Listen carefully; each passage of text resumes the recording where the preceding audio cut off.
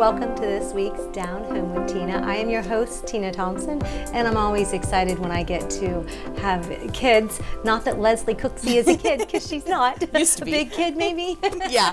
I think there's always a little bit of kid in all of us, no matter what age that we are. But I'm really excited because she is wearing the green. 4-H is what we're going to talk about today. Leslie Cooksley, she is the 4-H extension educator at the Fairfield County OSU Extension. Yes. And that's what we're going to talk about, because each and every year you guys have a special day of the year to invite everybody who might be kind of sitting on the fence, rather they want to get their child involved in 4-H, and it's 4-H Day. Yes. So 4-H Day is coming up on Saturday, March 7th, and it will be from 1 to 3 at the Fairfield County Fairgrounds in the AAA building. Leslie, what's really exciting about this year? Because you were just sharing with me before we got started that Yes. this is a very special year for 4-H. Yes. So specifically in Fairfield County, we will be celebrating 100 years of Fairfield County 4-H this year. So we will be planning some special events and things like that in the coming months and through the fall going into fair. Leslie, how long have you been part of the 4-H program here locally in Fairfield County? Locally, this is my 6th season that I will be starting with the new 4-H year, starting up in March. What's it been like for you so far? No 2 days are alike, and I really enjoy getting to know the kids and the 4-H families pretty well. And I've seen quite a few of the teens that I first worked with now are starting to graduate college. So it makes me feel old just a little bit, but it's great to see them as products of the 4-H program and seeing where they're going with their careers and family life. I'm pretty sure it's safe to say that you were a 4-Her yourself when I you was. were younger, right? So Yes. how many years total, without giving your age away, I guess, have you been involved with 4-H personally? Oh gosh, well, certainly over 30, and I grew up in Ottawa County as a 4-H member in my mom and dad's club, and grew up on a small family farm taking market hogs and market steers and carcass steers and hogs, miscellaneous projects through the summer with gardening, cooking, sewing, and a little bit of everything there. So, What was your favorite project, or did you have one? I have always enjoyed taking hog projects, and my family currently, I have 3 daughters, and they have started showing pigs as well. My oldest, she's actually going to be a first-year member taking hogs at the Pickaway County Fair this year. What is it like for you as a parent when you have a child and it's their first year getting involved in the 4-H program? It's exciting for me because I know what is going to happen and what's going to unfold.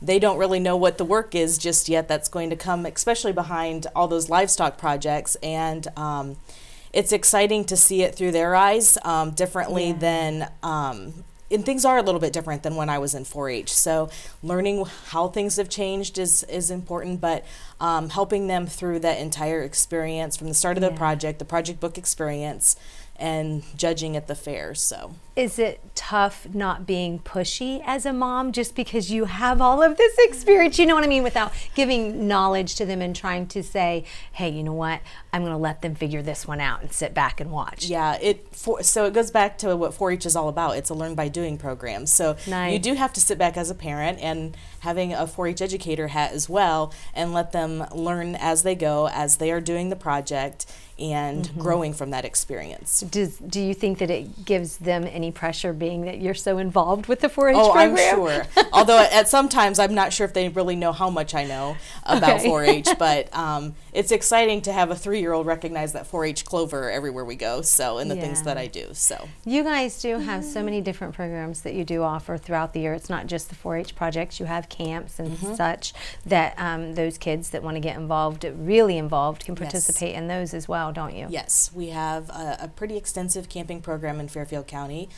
We camp at Tar Hollow 4-H Camp, which is part of, obviously, Tar Hollow State Park, and we take 4-H campers down there ages 8 to 14, and then our counselors are ages 14 to 18, and we have 2 different camps that are 3 nights each, plus we have a Clover Bud Day Camp for our younger guys, so that's just 1 day and not overnight here locally in Lancaster at Alley Park.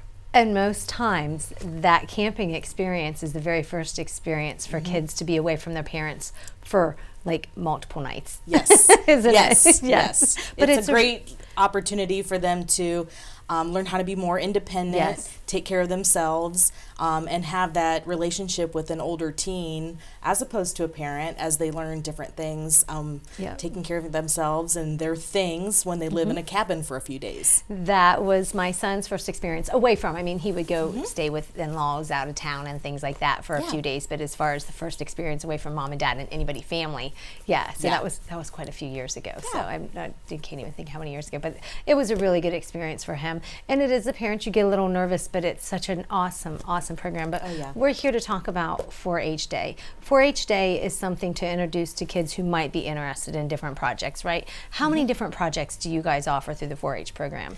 So the Ohio 4-H program has over 200 different projects available to our members to take once you reach the 3rd grade. And anything from livestock, pets, computers, engineering. We have a lot of STEM projects, sewing, gardening, emotional health, health and safety type projects. Anything that you can think of, we probably have a 4-H project related to that. You had mentioned about the age. What ages can be or is available, acceptable, qualified to be able to go to 4-H? Yes. So our 4-H ages are, we have 2 programs, what I consider a Cloverbud program and a 4-H project membership program. The Cloverbud program is for youth who are age 5 and in kindergarten as of January 1st of this current year, and they would be in a smaller group where it's more social-based, community-oriented learning. It's not competitive, so they get to learn the basics of 4-H, and then when they reach age 8 and 3rd grade as of January 1st, or 9 and in any grade as of January 1st, then they can start to choose which specific 4-H projects they would like to sign up to take and work through that 4-H project book experience. There's different activities that are lined out in the 4-H project book so that they can learn more about something they are interested in.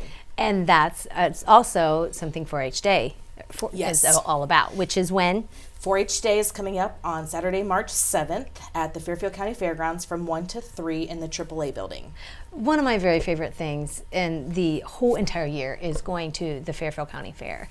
And it is that first day where all of the 4-H kids are out there getting their livestock, their animals, and the steel projects. They're all set up on display during the Fairfield County Fair as well, which is October 11th this year.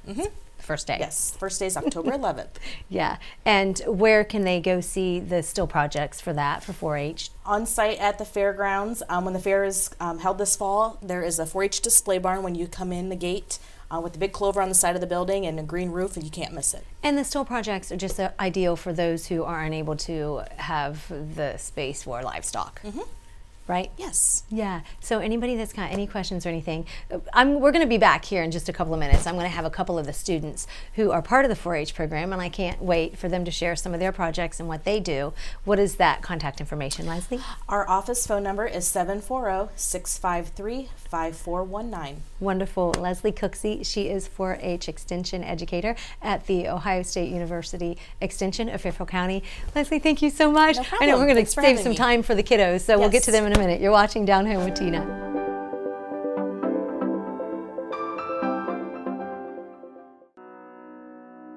The Frankie Smith Funeral Home and Crematory in Lancaster and the Johnson Smith Funeral Home in Baltimore have a long and wonderful history of serving our community. Feel free to give us a call at 740-653-0652. Stop in and see us at either of our 2 locations, 405 North Columbus Street in Lancaster and 207 South Main Street in Baltimore.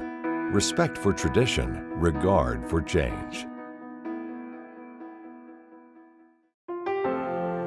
Dagger Law has been part of the Lancaster community for more than 110 years. This is where we live and work. You'll see us at festivals, sporting events, and all around town. We consider our clients as friends, and we walk alongside you through challenging times. Whether you're a growing business, a changing family, facing litigation, planning your future, or dealing with land issues, we're right here. We are local. We are trusted. We are experienced. Dagger Law.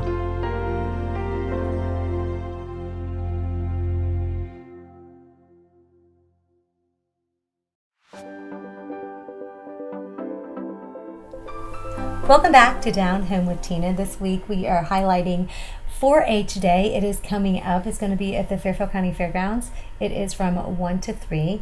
And I'm so excited to have a couple of the 4-H, I say students. Would you call yourself students in the 4-H program? Yeah. Yeah, because you're learning, kind of, sort of, yeah. So I have got with me Caden Sweeney and Lydia Jones, and we're going to find a little bit about what they have been doing in 4-H and how long. And I already talked with Caden, so we're going to go with ladies first. So Lydia, how are you? Good. Good. So tell me a little bit about what you do in your 4-H career, what you've done so far. Well, I'm working on my 3rd year, and so far I've done a good bit of livestock mostly, and I've done some summer projects and I brought one of them with me today. Okay. So, Are the summer projects called the still projects? Are those the same? They're kind of like they're things that you do without going out and taking care of an animal, correct? Is that Yes. right? Yeah, so summer project. So what kind of summer projects have you done so far? I've done cooking for both of my years so far, and this year I did an outdoor project with my dad. What is your favorite when it comes to your summer projects? Do you have one? Cooking. Cooking? What is it that you've made that has been the most interesting? Probably butterscotch bars. That was from my last year's project, and I made them probably about 7 times, and I mean they're gone like the day I make them. So tell me a little bit of what is a butterscotch. You said butterscotch bar? Yeah. What is that? Well, it has brown sugar and it has flour and some vanilla and eggs. And to be honest, it actually does not taste like butterscotch at all. You don't think it does? Yeah, I mean it has butter in it, but it really doesn't taste like butterscotch. Does it have butterscotch in it? Like a No. flavoring of butterscotch? No, but it's called butterscotch bars. Yeah. How did you do with it? I got 2nd place. You did? Well, good job. What are you looking to do this year in your summer program project? I'm going to be doing a lot of livestock with my sister this year, so probably I'm just going to stick to the next level up in cooking. Yeah. How many levels do you have in the cooking? Well, there's beginner level, intermediate level, and advanced level, and there are probably about 3 or 4 books in each level. Oh, there are. Yeah. And you just keep learning new stuff, right? Yeah. And does it get harder to cook? Pretty much. Yeah, pretty much. Yeah, more challenging. Yeah. Is that what it is? Alrighty, we're going to talk with Caden Sweeney. And Caden, thank you for your patience. Of course. So, how many years have you done in 4-H? Oh, I mess this up every time. I think around 11 or 12. This is my last year in 4-H, so. I mess my age up sometimes, so I totally understand it happens. Sometimes it's like, yeah, I did that on purpose. No, I don't. But anyway, so, okay, you've been that many years. What is one of your very favorite things about 4-H? But 4-H is really just learning about the world around me. So a lot of times the most common project I've taken is rocketry. I enjoy rocketry a lot, and Yeah. I have my newest rocket that I built this year for the state fair, which is my first ever 2-stage rocket. So you qualified for the state fair? I qualified for state fair and actually won the state fair with this. Oh my goodness! Which means I can no longer take congratulations. rocketry though. Oh. So I have to find something else to take. You've made it all the way to the top, Yeah. so you can't. I made Is that stuff what it and I'm normally done. is with the projects? If Yeah. you make it all the way. If then you can't. win the state fair, then you can no longer take that project again. Just Okay, which so makes everyone sense. gets chances to Yes. do it. So it's not just one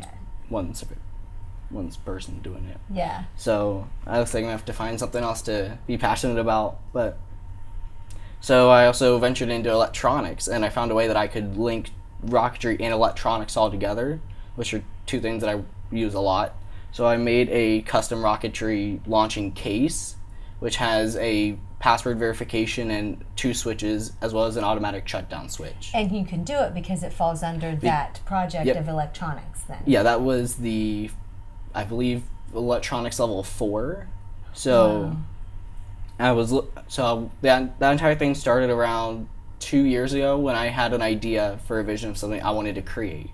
So That's neat. So I wanted to find a way that I could do electronics, but at the same time build something that I could use for rocketry.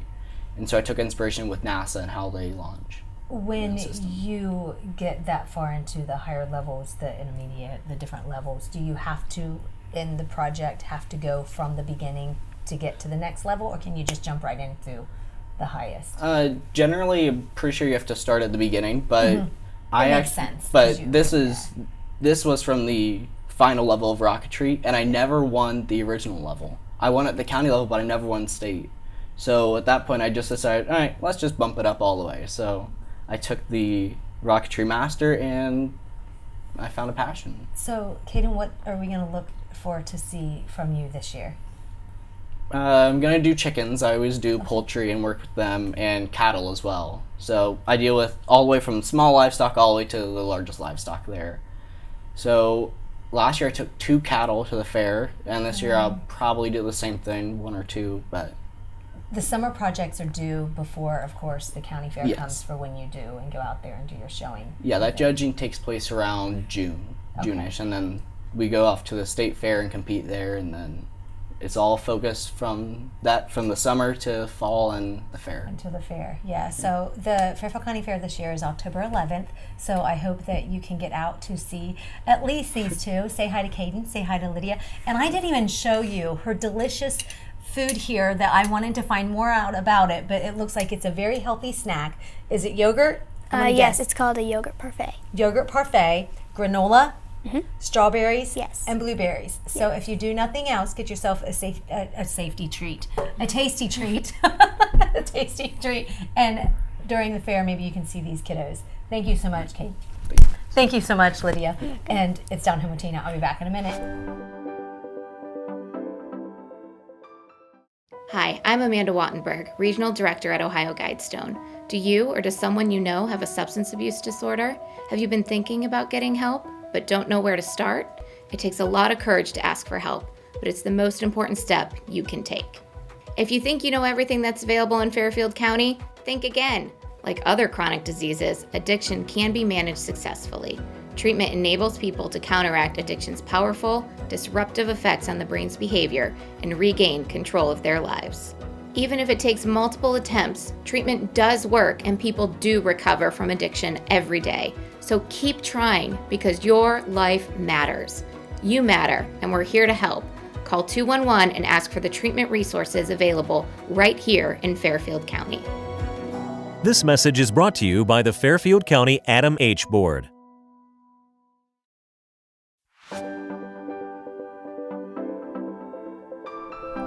Welcome back to Down Home with Tina. I now have with me from Gorsuch West Elementary School, Amy Tate. She is an instructional coach, and when I do my shows, if some of you haven't figured it out, and she now knows, I don't know a whole lot about what's going on. And really, I think, Amy, that makes it more of like a conversation. And Absolutely. I'm very curious and I'm interested for the viewers to find out what it is that you do at Gorsuch West. I know that Mrs. Garrett, she referred you. I sent her an email and said, hey, do you know somebody that I could have on the show just to highlight and talk with about some of the inspirational things that they do around the school? And she gave me your information, so I'm glad to have you here. Amy, Thank you. what is an instructional coach? Well, an instructional coach is a new position that we've had in the last couple years with Lancaster. A lot of districts have kind of went to this. It's a middleman. It's a person that goes in and works with teachers, provides professional development, hands-on, right in the classroom, getting in with kids and with that teacher. I look at a lot of data.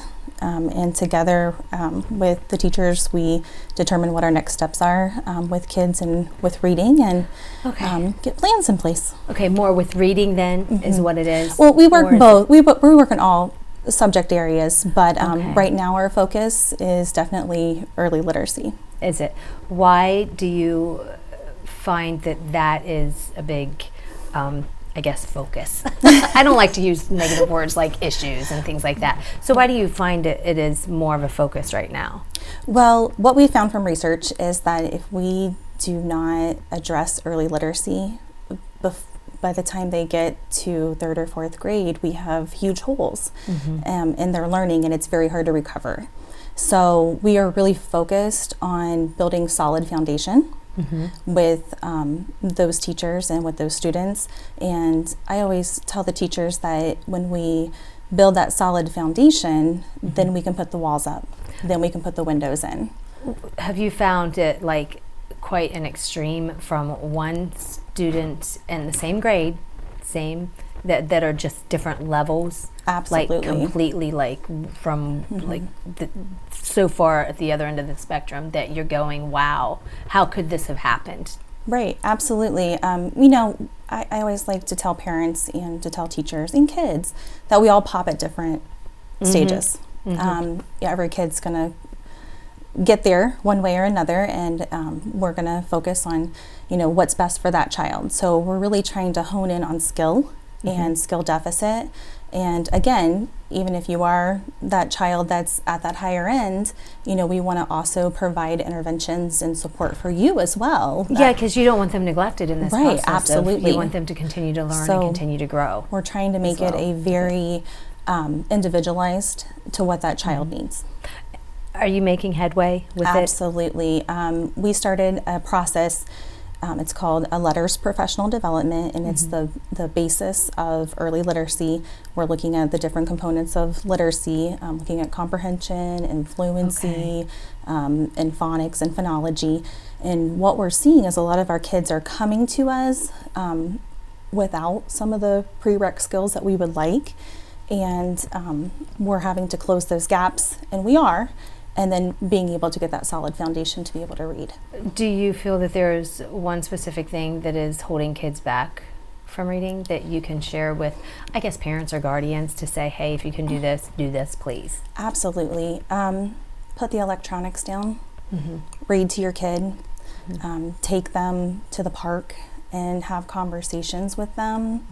We're seeing more and more kids coming to us that are having trouble with 1 or 2 step directions, so involving them in conversations. Getting back to, we used to do nursery rhymes when we were little. That used to be something that we loved. Getting back to some of that. A lot of these kids are coming and they don't know what nursery rhymes are, and they don't know how to hold a book.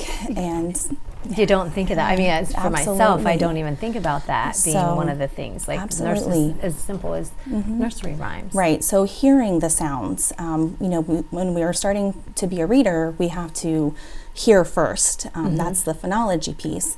And a lot of the time, we're trying to go too fast into reading and print, which is a different skill. But if we have the problem with the phonology, we have to correct that first. So if parents can, again, play I Spy in the car.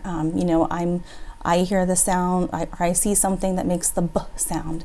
Maybe on a bulletin board there's a bear. So just name games, anything. Rhyming is huge. Okay. So. Yeah, I find that, I know with myself, because I've got 2 kids, one graduated high school, and the other one is a freshman in high school. But they were completely different. Absolutely. And I did the same thing for them. I thought I did. I didn't think I read more to the second one, because normally you have the second child and then you don't find time to do the things you did with the first one.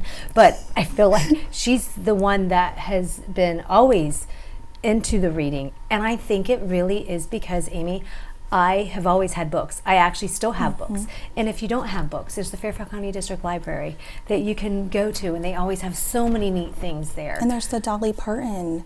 Yes, imagination that they can, any child under the age of, I believe it's 5, can get a free book. Every month. So there's things there. We just need to tap into them and just put that in the forefront. Yeah, and this is for those who, and I know that we have no control over the choices that other people make. That's one of my biggest sayings. That's true. So if you are a grandparent and you have your grandchild, take that time a little bit at a time when you do have them to read them a book if you know you're not getting it. And they're not getting it and I will tell you, they grow up so fast, and everybody says that it happens, and really we don't believe it when they're little.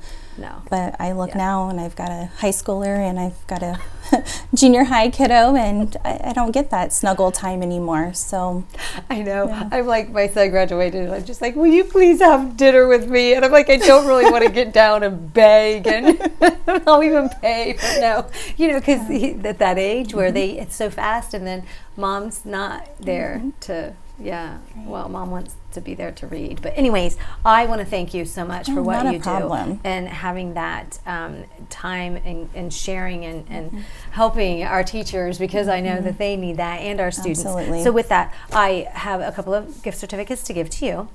Amy is with Gorsuch West Elementary. She is an inspiration to those over there at the school, and I'm sure in her community as well. So this is from Ireland Spa and Salon. So you have a $40, you can go pamper yourself a little bit. And then Walker Shoes Center we have got. That and is then very kind. also I've got a certificate that's coming to you from Ava Jewelers as well. So all right, so you'll get to thank you so much. get yourself a treat. Thank you so much, Amy, for once not a again all that you problem. do. Folks, don't go anywhere. I'll be back in just a few minutes. You're watching Down Home with Tina.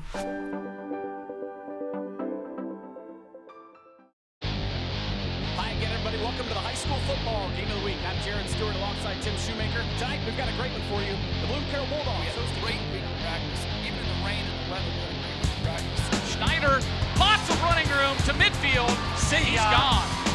Run Schneider down the near sideline for a touchdown for the Aces. Grab a hold on the offense, number 20. That penalty will be declined. They'll bring up fourth down. We're going to give you this game ball here because you're a Tiberios fan of the game, and thanks for being here, Jacob. Thank you.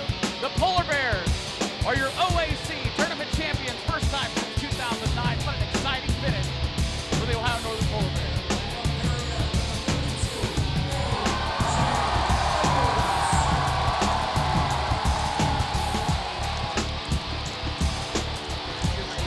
And be very proud of this trophy because you've earned it.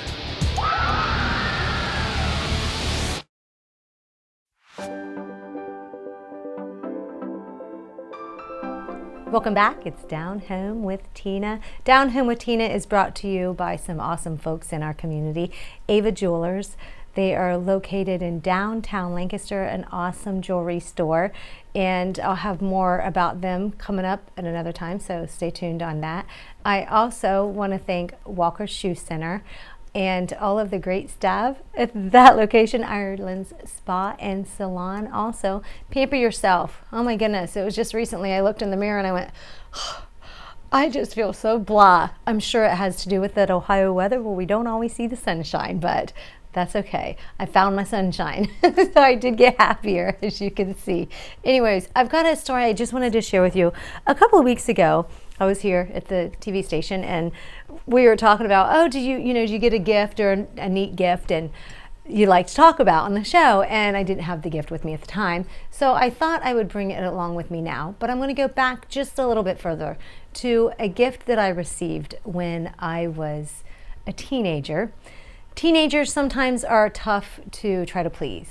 And I have no idea why this was, but it was a kiosk in at the mall, River Valley Mall, and it made those clocks. Do you know what I'm talking about? Like of different pictures, but it had clocks on it. I don't even know what they put on it, like shellac stuff, that clear stuff. Anyways, there was one of Elvis, and I told my mom, I was like, oh my gosh, Mom, I just love that picture. Well, I, being the oldest of 5, didn't always get, some things for Christmas, but anyways, Mom surprised me, and I thought that was really, really cool, so it made me cry. So that was a very special gift given to me. The gift was not just about it being the Elvis picture, it was also about the meaning behind the picture and who gave it to me, and knowing that those were kind of hard times at that time, and so it meant a whole lot. Well, my daughter for Christmas this year, she got me a mug, and it's, I love mugs. I have probably way too many mugs, but I can get a million mugs, I think, and still be happy with one, as long as you have coffee in it. Just kidding. Anyways, this one was very special to me. It says on it, Earth Angel, the angels of our lives.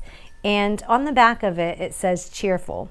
Everyone needs a laugh to brighten up their day. You always make me smile in your own special way. You are truly an earth angel, and I want to thank you for cheering me up today. Okay, so it's a mug. It's not just any mug. And my message to you today on the Down Home with Tina show is it's not always about that object that you get. It's the meaning that's behind it. Now, this one, of course, has a very special saying on it. And if I break it, I will be very upset with myself because I broke another mug that she gave me one time. But I'm sure there's another mug out there with a special message on it. But always know and just keep that in mind, that when you give or receive a gift, that there's sometimes much more meaning behind it than what that actual object is. I want to thank you so much for watching this week's Down Home with Tina. God bless. Good day.